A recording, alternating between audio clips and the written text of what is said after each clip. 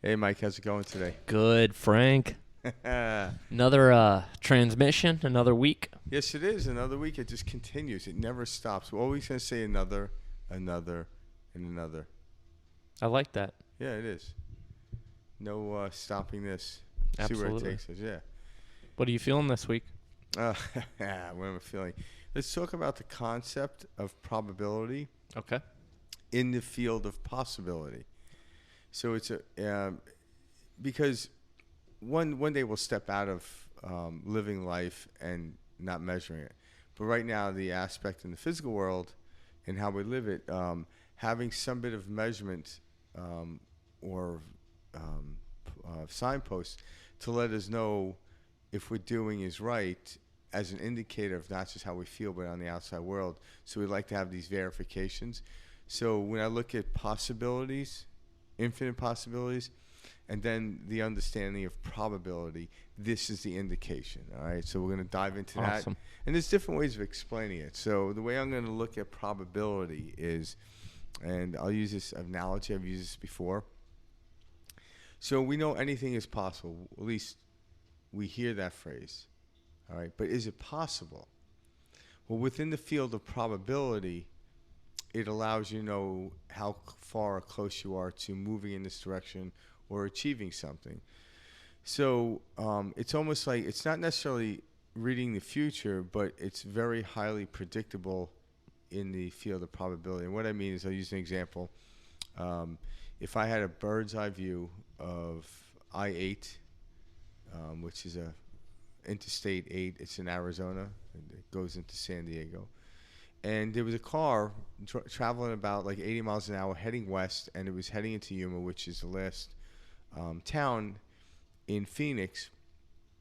And it was heading and passing in, it's July, and as it's heading west, the probability of it going to San Diego is high. So that's what I'm talking about, probability. Yes, it's possible for it to go, in this case, make a right and head to Mexico. It's possible to head north from that point. But the fact that, I put all these assumptions together, it's July, the person's coming from Arizona. San Diego is a destination for a lot of people from Arizona, typically in the month of July. So it's highly probable that they're going to head there, so you can actually go in that direction. So the probability becomes somewhat measurable. But is it possible for them to go to Alaska? Absolutely. Is it likely? Well, not in the direction they're happening, the direction they're moving.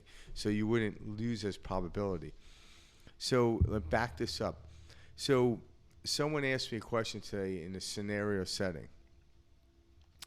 If this ought to happen, how should I respond? Well, it's based on where you are.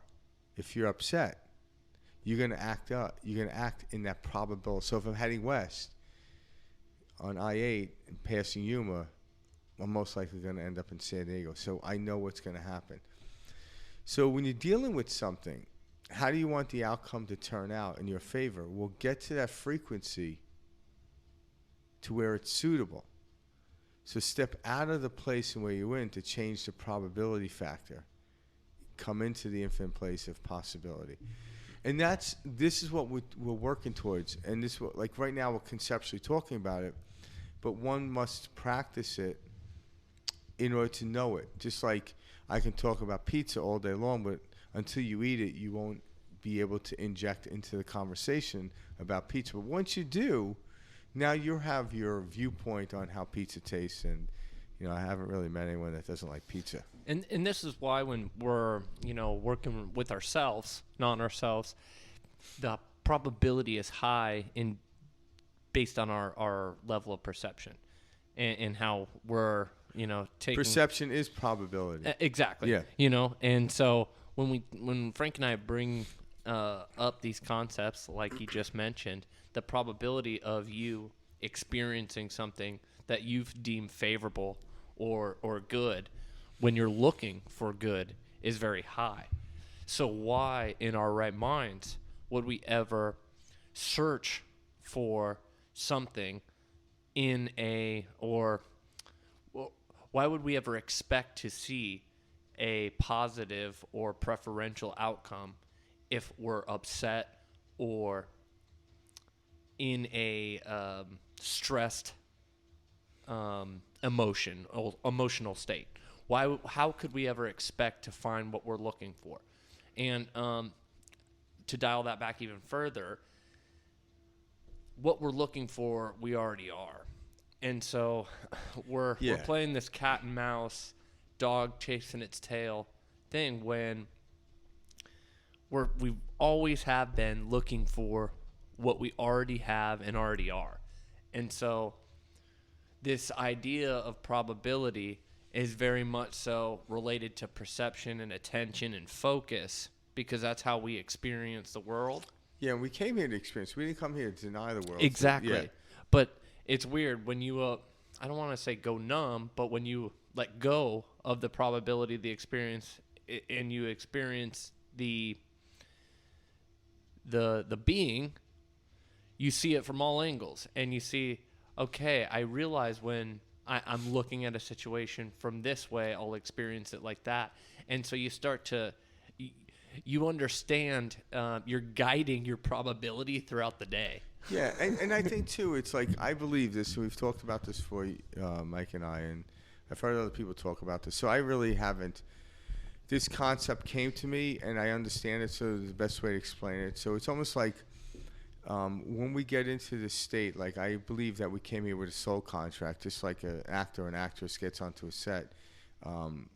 They have a contract for a specific role they're playing in a specific movie. All right? So we have a natural state that we came into and to move into this field of experiences. But the experiences aren't really done yet. They're not there yet. We actually came here to experience it. Just like a book is written, but till it's read, it hasn't expressed itself. So what is the probability? Well, when I look at myself, is it possible for me to play in the NBA? And the answer from an infinite possibility is yes. But is it probable coming into this world being 5'8"? It is possible because 5'8" has nothing to do with it. We know Spud Webb played in the NBA, and he was, I think, 5'6". So, but for me, is it probable? And the answer is no. Yes, I like playing basketball as a child and play with it, but it was never, it wasn't in the field. There was some other things pulling me. So when I actually go inside and quiet down, it aligns me with my probabilities of the possibility. But I came here, like just like an actor getting onto a set, they can't play every role in the movie unless they're Rich Little. Or Dana Carvey can probably do it. But even then, they have to switch into a different character. So, but you understand what I'm saying. So I have to keep my focus on this area in spite of all the possibilities. And that's the toting the line or the tightrope aspect. And that's where focus really comes in. So a preference, understanding if we're aligned with the preference, will build the momentum of the probability for us. It's already done. Like we all know a feeling of something we want to do. And it wouldn't keep reoccurring in your psyche if it wasn't probable. Now, say I'm living in Phoenix, such as we do, and I want to go to San Diego, but I happen to get onto the I-10, Interstate 10, and headed east, and Interstate 10 expands from all the way from the West Coast, LA, all the way to Jacksonville, Florida, at the East Coast.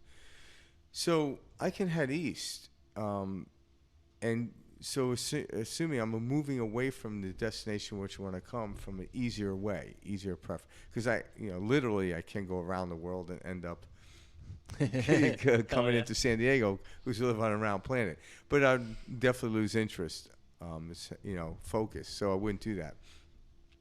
But I can go 500 miles east and soon come to realize I'm heading in the wrong direction. And in the world, when we move away from our preferential probabilities, we get aggravated.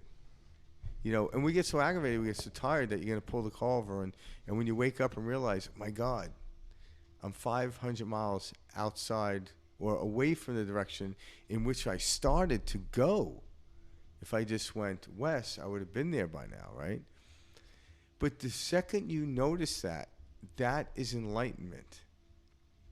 And then once you take your foot off the gas, slow the vehicle down, accept that the fact that I went 500 miles in a different direction, so what? Who cares? Once you accept that, you actually deaccelerate the going in the wrong direction, and you then slowly turn it in the direction. So now here I am, somewhere in probably Texas, I guess. I don't mind knowing. Yeah, probably Texas. But now I'm on I-10, and I'm heading west. I'm going to make it to San Diego at some point. But I have to drop that it was going to take me, 5.5 hours from Phoenix, and be okay with that. All right? So, and this is how life is, and it's just an experience. So, but it's probable I'm going to get there now once I did that. And there's something always pulling us, but there's nothing pulling me into wanting to play for the NBA. So I don't worry about that. Once in a while I might think about, what would it have been like, or anything. Maybe for sport with me, it would have been boxing. But again, that never really pulled me in order to want to do that. Other things pulled me, and also when I let go, it just becomes very natural, such as running businesses, doing this podcast talk, writing books. All these things I like to do are becoming easy because it's already in the frequency setting of a natural state and why I came here. And when I let go of trying to do the other things that the program says I should be doing, and I do these, I'm like, wow, who knew? And it becomes easier. Yeah, I still get distracted and move away from my direction in which I want to go, but that's okay. I know once I get distracted now, I'm like, no big deal. Make a U-turn and go. Because my GPS is always, if you had a GPS on and you were heading to San Diego and you had the music too loud, you didn't hear it go west on I-10, and you headed east, the GPS will continuously try to get you to make a U-turn. It won't give up on you. But you finally didn't get it until you were 500 miles away from the direction which you started. But once you make the U-turn, it will now get you to San Diego. It never gives up. Frank and I are trying to have you see, excuse me, have you see the operating system from like an aerial view. So when you have a good idea of kind of what's going on with the mind and how it plays these kind of cat and mouse games with ourselves, it's very much easier. It's very easy to digest this concept of reality. And I loved it. That Osho gentleman, the guy who has like 80 Bentleys or whatever. You know that guy, the Osho or whatever? Oh, yeah. He's had this awesome quote once that I loved, and it was like, animals are just happy. Trees are just happy. The animals are just happy because they be. Trees are just happy because they be. So ask yourself, what is happy then? Well, humans, what he says in this quote, which was great, is humans are not happy because we desire to be happy. We don't allow ourselves to just be happy. We aren't happy at times. You can never say we're not happy because you wouldn't know what happiness is in order to say that statement. So we might not be happy at times because once you desire for something, you step out of the field of happy and slight anxiety, agitation comes along. And so it's very interesting. So we don't know if that's even the proper manner to do so. This is the exploration of this very podcast itself. But happiness is that natural state of disquietness. That's why most kids are happy regardless of what they're doing until you force them into an area they want to do. It's like, but happiness, a tree doesn't. And then they get in the cycle of, you have for the rest of your life activities you don't want to do. Yeah. The bills, the this, the that, the this. But we also know a gazelle on the plain of Africa isn't happy when a lion's chasing it. Absolutely not. It runs into, but the second the lion leaves, it doesn't run over in its head and repeat what just happened. It literally forgets about the moment in which we're in. As far as I know, I really haven't studied animals. I have to take the word of people. But we know humans have the capability of replaying that story. That doesn't really, we're no longer in the danger. Like someone's like, this was killed, 5 years ago. I'm like, but you weren't. Yeah. But I'm still talking about, and what happens is it brings up that anxiety and it pumps in those, hormones into a system that aren't really made to stay there, the survival type of hormones. So you keep reiterating, rerunning this story, and the situation is not even here. Where animals know to run, a gazelle knows when to run because it's being chased and it wants the organism to survive. But it doesn't start running aimlessly because nothing's chasing it.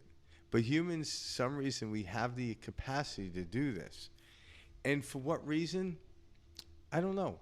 It's interesting. So I can't even say it's wrong either. I feel like we're this ridiculous, crazy, smart computer, and we've got so much ability with our focus and everything like that. It's a matter of not harnessing and being able to regulate the amount of power that we have as beings. And maybe we came to this You know point. what I mean? Yeah, maybe we came to this point where in the beginning, because they say over mankind, as we develop, the frontal lobe becomes more expansive, which is our visionary part of the brain.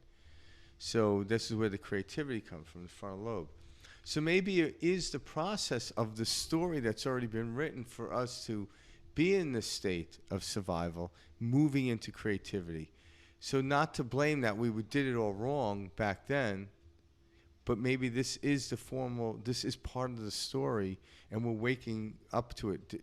Just like reading a book, people get different things out of the book.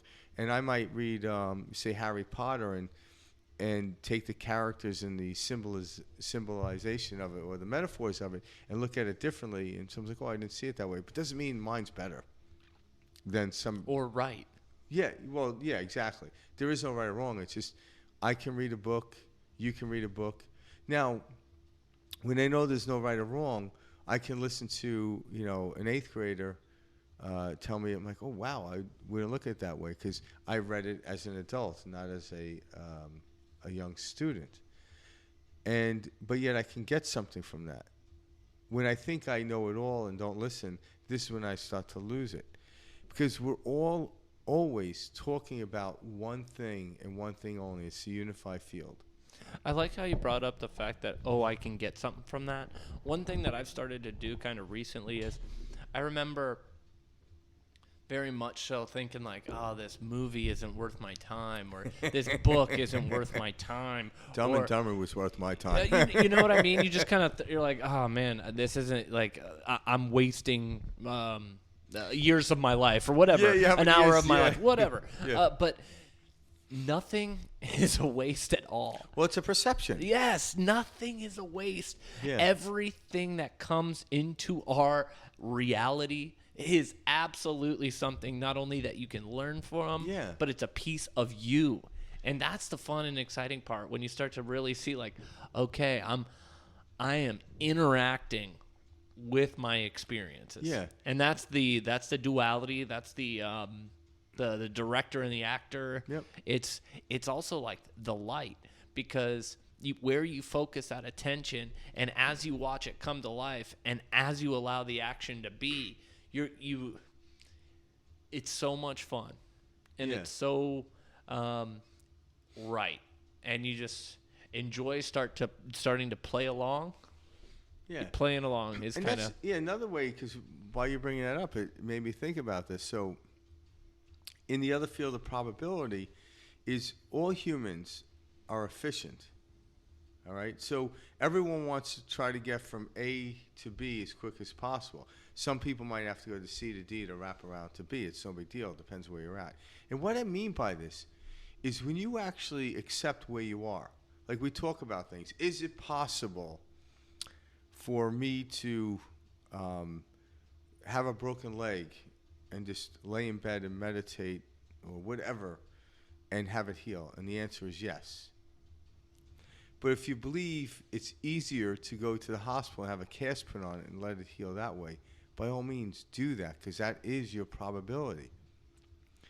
And you don't want to evade those things. So a lot of people spend too much time in the field of possibility. But is it probable? So in other words, if I have a headache And I believe that an aspirin will get rid of headache. That's your probability. So take the aspirin. Now, once the headache goes on, you could expand your horizon of probability and more into the field of possibility, but not while you have the headache. You're going to give yourself more of a headache. So by all means, take the aspirin. But at some later time, you might be able to get ahead of it to where the headache doesn't occur. Or you see what I'm saying? Yeah, you're recognizing the operating system. Yeah, so it's not about denying my beliefs. It's understanding my beliefs. Now, This is how it works. I'm going Yeah. to allow it to work Yeah. because that's how I think and that's how I believe. You start to see it. You create that space between it. So next Yeah. time, it gets a little bit easier. well, because you accept it, but then what happens is because we're efficient. So now it's Brain wires new neurons. yeah, because now like opening up, going to the store to get aspirin is now becoming somewhat laborious. I'm going to use another technique to get rid of the headache. See what I'm saying? But right now, the aspirin's in the counter, in the medicine cabinet. It's easy for me to walk in there. So this is what I'm talking about. We're always wanting to expand. So there is a natural tendency and propensity to actually want to stop taking the aspirin, but if it's right in front of you, just take it. And then work on that from that point on. Because the expansion, again, is out of our hands. It's a natural essence of this physical world we live in. We also have this weird thing as humans where we attach to suffering. So we try to kind of put ourselves in these positions to so we feel pain because we think no pain, no gain. Like that's been driven into us and kind of conditioned. Yeah. And so we have this weird obsession and attachment to pain and to suffering, thinking that I must suffer in order to deserve that. Well, and that's not the case. That's a conditioning. It is conditioning. And it's kind of one of those things where it's like, okay, I like what you were saying because it's not like don't deny yourself something in order to attain something. Take the path of least resistance. Yeah. And that's what Frank and I are saying. Water travels the path of least resistance. And we are water, physically, scientifically speaking, too. But that flow is what Frank's talking about. Stop trying to obstruct the flow to deny yourself this because you know it's a permission slip. No. Not what we're saying. Yeah, but we're saying use the permission slip. Yeah, Advance the path of least resistance. Yeah, because there's another way of looking at it, another way to perceive this. We don't attach ourselves to suffering. Attachment is suffering. So people are like, why do we like to suffer? We don't. We attach ourselves. And we suffer because the flow of the river is moving. If you attach yourself to the branch that's overhanging the river, you're going to finally feel the strain of the river flowing, but the non-movement of your body, so the pulling of the arm, becomes suffering. So I'm not. But the fear of what the river is going to bring me is why I attach. Suffering is an effect of attachment, not what we attach to. Does that make? That's how another way of looking at it. That's a good analogy with the water too, because it's important. Like life is just moving. As soon as Frank and I are speaking right now, these words have left my mouth and become past and no longer exist. Yeah, and so you can't hold this against me. Well, no, we're truly floating down a river right now as we talk. Yes. Where everything I just said a second ago doesn't matter and it's past. It doesn't exist. So for me to think and try to hold on to this fleeting ideas and concepts, it's literally the definition of a saying. It's doing the same thing over and over. And you're going to suffer from it. So that's why even the concepts we bring up every time, we'll talk about stuff. There is empirical truth, but within that, all truths are true. That's the empirical truth. But it's about finding the path. So me and Mike try to do a good job of not attaching. But yet I'll listen to this recording. I'm like, oh, I attach, but then I let go. I attach and I let go. Because sometimes if you feel the river's moving too quickly, grabbing the branch to slow it down and then let go, it's not like deadly painful. But eventually when you get really good at it, you won't reach for the branch. I'm still reaching for the branch to just slow the river down because the flow of the river is the flow of the river. And then when you really empirically get there on days, I realize I am the river and the boat on the river at the same time. So this is why when you really, on those days I know this, I don't grab for anything because I'm the flow and the object on the flow itself. So I'm the observer and the thing observing and experiencing at the same time. But if I forget I'm the river, I'm going to grab onto that branch because I'll never be able to move faster than myself if that's who I am.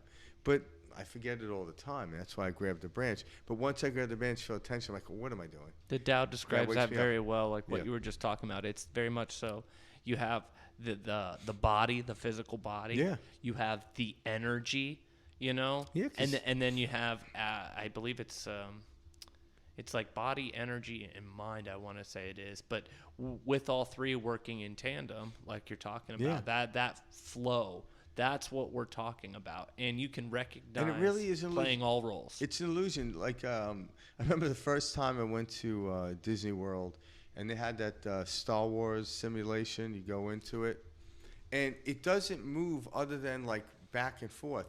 But when it's shooting through the galaxy, you literally feel like you're going 1,000 miles an hour, but you know you're not. But yet you feel it. So it is an illusion. So once you grasp that and let go and sit back and realize this vessel I'm in, isn't moving relative to the outside of it. Frank, that's a perfect example because that's what we're doing in every day. Absolutely, we're living in some type of simulation. What Frank described, like that video game, that experience of Yeah. oh my god, You're like, ah. that's every day. That's Yeah. like what we're doing now.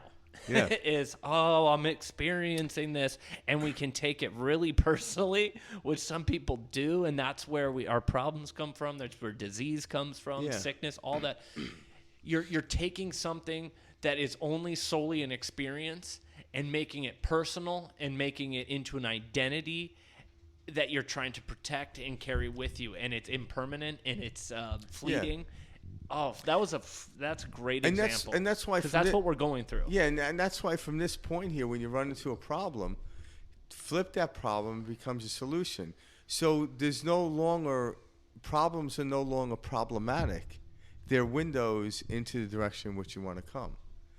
So we live in this world of darkness and light. Well, there's only light, but there's shadowing and different contrasts in order to create light. But again, I've mentioned this before.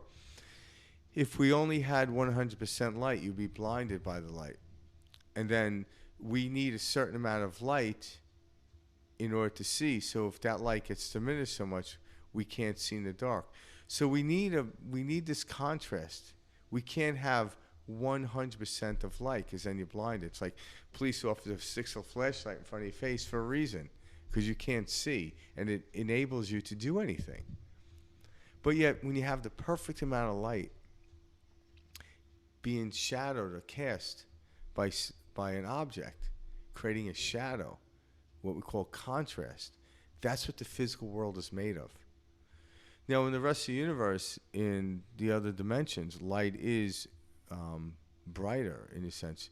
But right now, too much light will burn us up. So understanding where we are in the physical world, contrast is our friend. So if you want to solve everything, you must have a problem with it. They're yin and yang. So it's preference, non-preference, rather good or bad. And we've talked about that idea as we move up the ladder. And then when we get there, it's all good. Because now when I have a problem, and if I'm aware of it, step out of it, well, if I take the problem and do this to it, flip it, here's the problem, whoop, well, here's the solution. The solution's on the other side of that problem. It's about letting go of the problem in order to see the solution. But if you can't take your eyes off the problem, you won't get the solution. But stare at the problem long enough, you'll get tired, fall asleep, and the solution will come to you. It's very much so an overwhelming and very real experience when you were stuck in the conditioned mind patterns of I can't do this, I need help, the world's coming down on me. Because like with the ideas and concept Frank and I are discussing, I remember thinking they were so, oh, of course you're saying that, and yeah, it's very easy to say it that way. And it wasn't until I began to take a step back and realize that I had created such this identity that I was associated by. And you were so much more than this pain. You were so much more than this suffering and this idea and this character that you have carried around with you and defended since you were a child. You are not a male. You're not a female. You are spirit. So playing a persona. Of a playing. male, yeah. Of course. Like I That's what carry came a in, body yeah. that's a male. I understand and that so- on the physical third dimensional realm, Yeah. etc. And what we're trying to get, and like we talk about this in every single podcast, but we do it differently because it's a different perspective. There is this state of neutrality that all humans have to bring you back to the light, and that's a state of love. And there you can see the new path. And we were just talking about this earlier. I forgot why we brought it up, but so Nelson Mandela was imprisoned for, I think at the end of his term, it was 27 years. Yep. And he was incarcerated. To any human being looking at his incarceration, it wasn't justified. So for I don't know how many years, but during his early incarceration, he was very angry and bitter, which any of us would have been. But there was a moment in time when he was in prison and he surrendered to love. And this is the crux of how to get around in life. When he came to this moment and surrendered to love, and love came in, it wasn't that he was giving up. Something came to him. He was able to forgive his captors, and then he was able to write a letter, and someone read this letter, I think at the State Department or somewhere in the United States, and it opened up, and all of a sudden attention was brought to it. And then, like, why do you have this man locked up? He did nothing wrong. And then he was let out after 27 years. And then he became the president of South Africa. But he'll even tell you, can't tell you now, but in his writings, it wasn't until he found love that all this opened up. So some weird, strange way, he would never rewrite his story and not done 20, he's probably thinking, I wish I found love earlier. Yeah, right. But even then, when it comes, it clicks, and you laugh and you say, yeah, oh, it's man. like, yeah, 27 years is more What a ride. exciting. Yeah, what a ride. But I don't suggest people put themselves in these positions because it's kind of, when he decided to go into the light or find this love or God or whatever you want to call it, it's the moment in which every human being takes full responsibility of where they are. Doesn't mean you condone what was done to you. It doesn't mean you did something wrong. It means you take full responsibility, and when you do, you get pulled into light, and then the light will show you how and give you a new path, and that path becomes effortless. And then because of what he went through, he became a great leader, probably one of the greatest leaders the planet's ever seen in, no matter where you are on the planet. And, he became an icon for that. And he spent 27 years in this prison. Eckhart Tolle says it very well, and it's a very hard pill for us Westerners to swallow, to think, oh my goodness, I have truly created all of my drama and all of my suffering. And you have. And let's not just come from that. Yeah, we don't need to just label it Westerners. The whole world. Oh, absolutely. We're all together. Yeah. I just think like us as Our Westerners problem have is more frivolous. we just have this very much this view that like but what about this, and we're constantly justifying. Yeah. And Eckhart Tolle says it great for Westerners. He says accept every decision as if you've chosen it.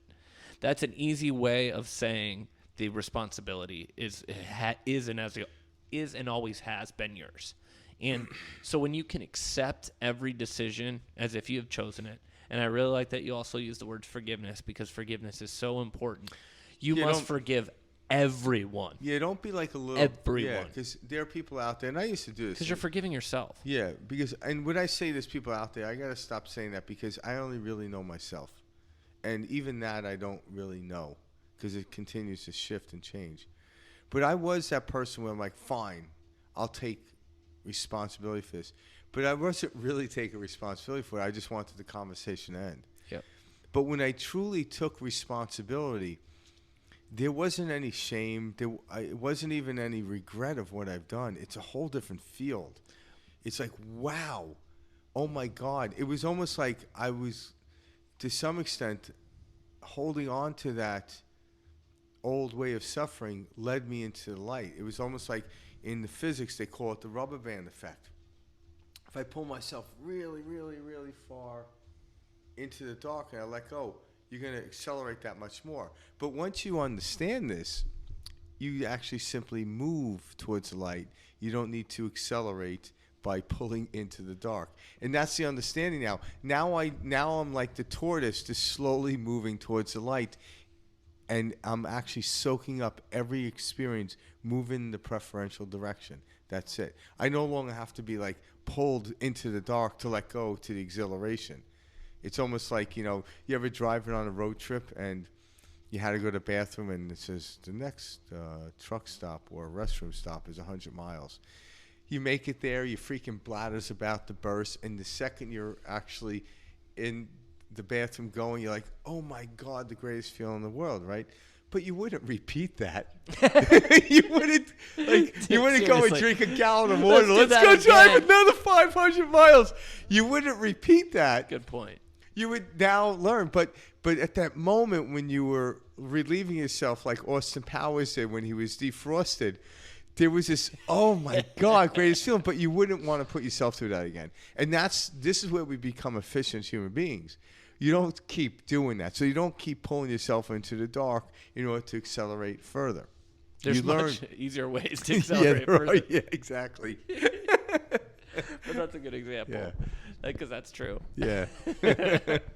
No, great point. It's funny to look at it with the humor too, because that's truly the best part about everything is when you that's take my that go-to. step back, you take that step back and it allows you to lighten up and loosen up because a lot of us have this very odd concept of taking responsibility as like this conservative idea. Ego. That's a strong ego. Yes, exactly. And people think like, I've been told to take responsibility my whole life. And it's like, guys, that's not the responsibility we're talking. Well, it kind of is, but like, we're not saying it from that. We're not saying take responsibility for yourself. No. You're a fully grown adult. You may not be an adult. You could be a teenager. At any point, all we're saying is understand that all of your actions and all of your experiences are coming from your perceptions and thought. Yeah, and then you break what is the word responsibility? The ability to respond. Mm-hmm. So when I take responsibility and a situation comes up, I'm actually have the ability to respond any way I want. That's real responsibility. The ability to respond the way I want. So why would I respond to this aggravated? Why would I respond to this angrily? Kind of like how we talk about free will. Yeah. Same thing. So when I actually am taking responsibility, I'm responding in the ability in which I chose. And that's real responsibility. That's the meaning of it. So in that, the ability to respond in the way I want to respond in what's suitable for my preferential experience. So if I see something, I want to respond loving. Even someone smacked you in the face? Yes, because they won't do it again. They'll stop it. Another thing that starts to pop up with responsibilities is you realize they're not really responsibilities. You start to have kind of fun with them. Like what I mean is when I started to understand these concepts, I understood now what that wash on, wash off, Mr. wash Miyagi. on. I understand. Karate Kid. Cobra Kai. But you're no longer the person doing the task. You're the person witnessing the task. Yeah. Or excuse me, you're not the person. You're witnessing the person do the task. So much less mental energy is consumed. Yeah. Activities that before used to seem like they took so long and dragged out get done so freely and easily.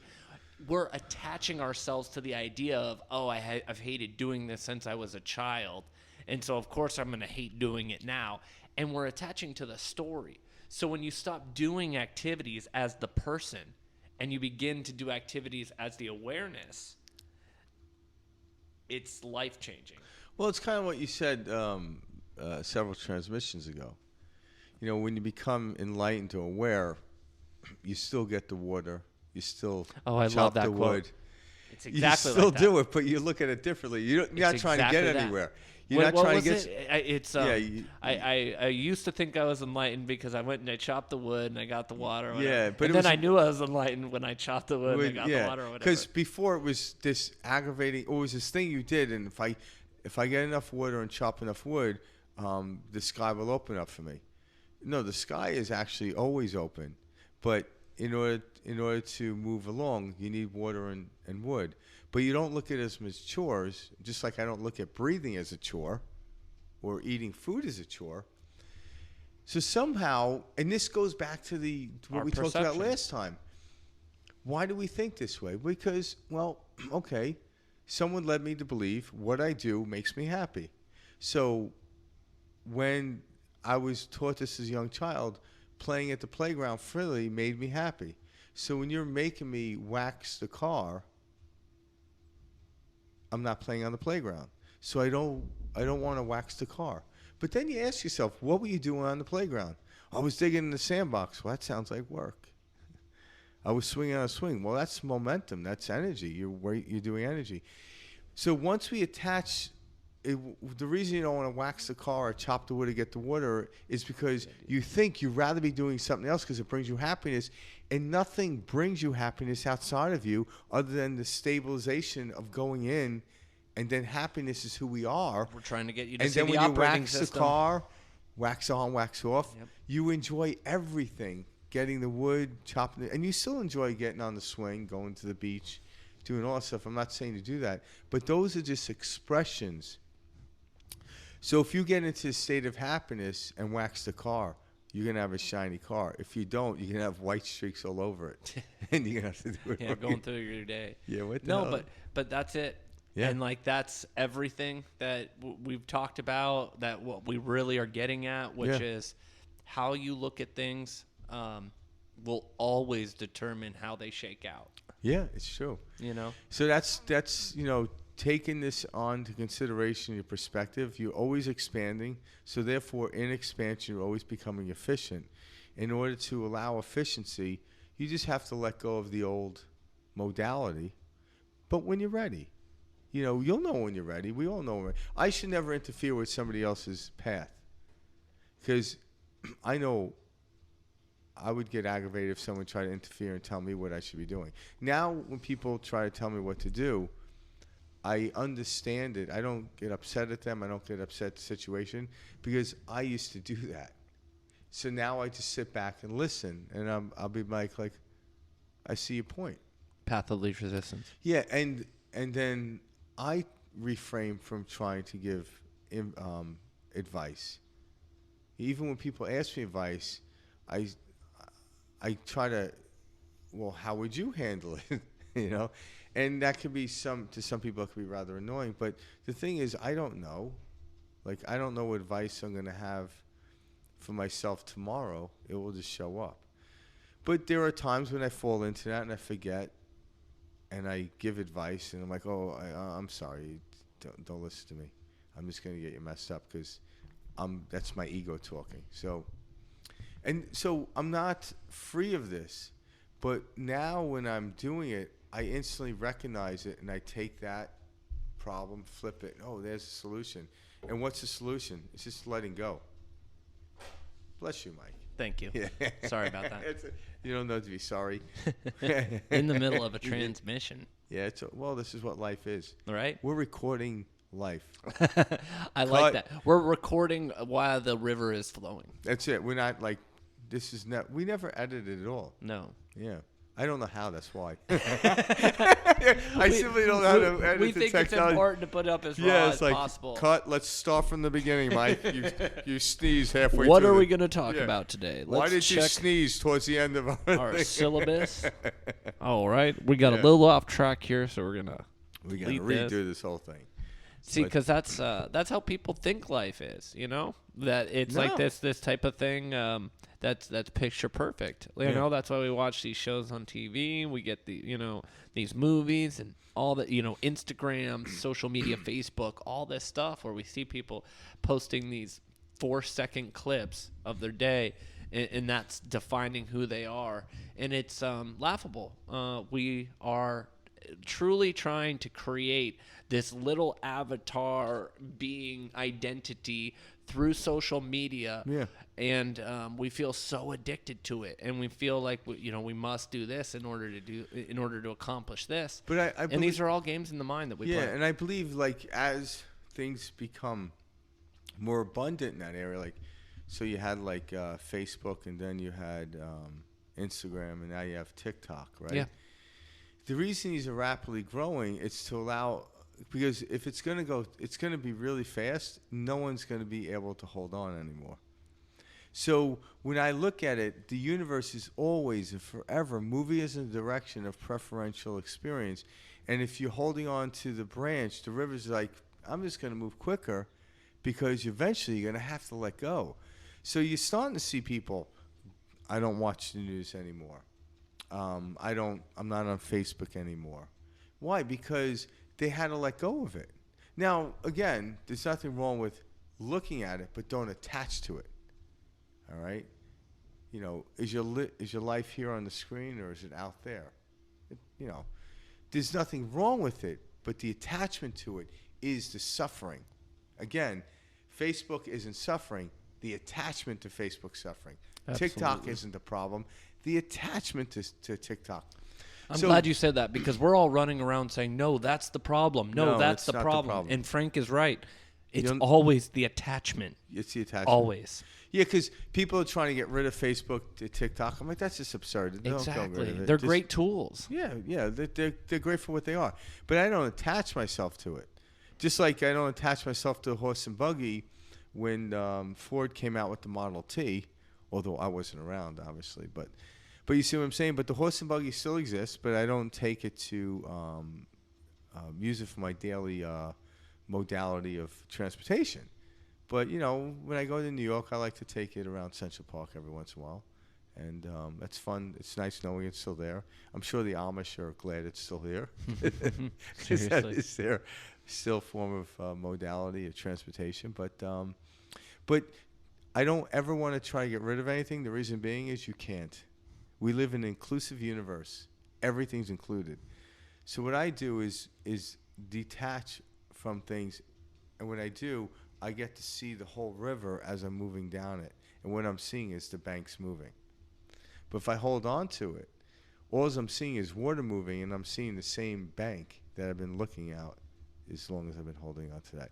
That's And what a lot of us are doing, day in, day out. And that the suffering And is the feeling stuck. attachment. It isn't that part of the bank that's making me suffer. It's the attachment to something is the suffering. So we don't attach to suffering. Attachment creates suffering. And we usually attach to our identities. Well, am we're too this scared to know person. what's going down the road. We're like, yeah. And that's it. We think this is who I am. It's a snapshot of who I am. It's not. Yeah. You're so much more. It's like trying to watch a movie, but the projected is attached to the one shot, and all you have is a still picture. Yep. But isn't it nice that it doesn't attach to anything, and 24 per second of them move towards the lens of the light and is projected out onto a screen? And it's what we call a movie. But can you imagine the projector was stuck on that one frame? It's a photo. Yeah, we like to see movement. Mm-hmm. Because you ever look at photos? You look at them like this. Oh. Go to the next one. Oh. You got to have some. But if you just stare at a photo long enough. Now, if you're conscious, I could stand at a photo all day long. I could just look at different things. I could look at the color of the eyes and stuff like that. But it's about letting go of it, moving on. But actually, if I'm looking at the photo for different spots, I'm actually letting go of the hand and moving to the eye. You see what I'm saying? I'm constantly letting go to moving and putting my attention over here, over here, over here, over here. And that's focus. That's what we call focus. I like that. Yeah. Because the focus, that's when we meditate, when we do certain things, where we place our energy It grows. Like here's a cool little technique. So kind of hold on for a second. Let's take like one deep breath and just kind of close your eyes and count in, to 3. Let's do one of your breathe in, what is it? Hold it in.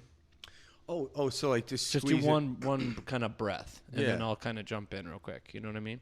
So all Go right. ahead and do it. Yeah, so typically what you do is you breathe in and you squeeze your lower abdomen, your upper abdomen, and your perineum at the same time as you're breathing in. So it's almost like you want to flow. So you're squeezing and breathing in, and slowly, and hold it at the top, and feel the pressure going from your lower body up to your upper body, and you can literally feel the pressure culminate and activate into the brain. It almost feels like you might have an aneurysm, but you're not. It's actually activating and getting more neural pathways flowing in there. And that's perfect, guys. So that's what I'm trying to show you. So go ahead and breathe in.